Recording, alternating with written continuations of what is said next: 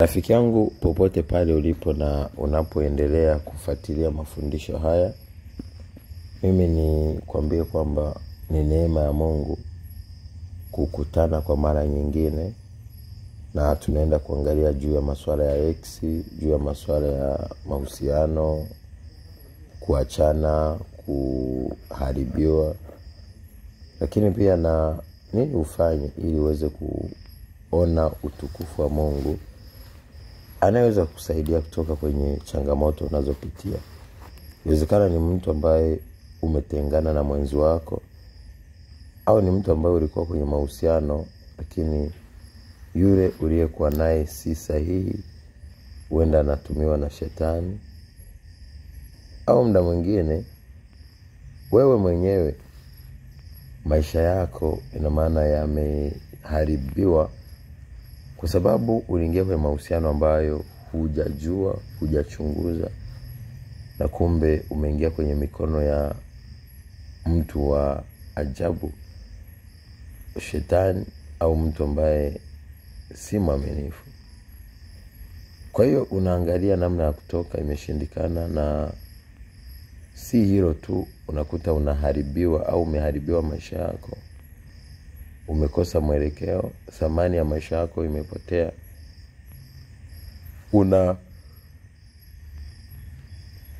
Shangaa kwamba uwezekano wa wewe kupata tumaini umeondoka. Lakini leo nina habari njema kwa ajili yako. Wewe unaweza. Kwa nini nakwambia hivyo? Chochote kile ambacho kimetumika kama ishara ya kukuharibu wewe, hicho kitu hakina nguvu kama wewe ukigundua kwamba una ubora kuliko kile kinachotaka kukuharibu. Lakini pia nikwambie kwamba uwepo wako ndo maana vile vitu vipo. Kutokuwepo wewe, hakuna kitu kinachoweza kuwepo kwenye maisha yako. Kwa hiyo lazima ujue hakuna mtu wala chochote kinachoweza kuondolea uhai, au hakuna mtu au chochote ambacho ni cha nje yako chenye nguvu ya kukumaliza kama wewe hutojimaliza ndani yako. Kumbuka nguvu yako ipo ndani yako.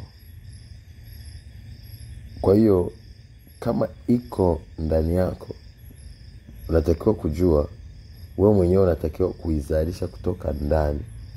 Unapoizalisha kutoka ndani, ina maana unamruhusu Mungu aanze kufanya mambo kwa ajili yako. Usiogope. Wewe muamini Mungu, nafanya yale yanayompendeza. Nachukua hatua, utaona mkono wa Bwana ukikusaidia. Nawapenda. Thank you for watching.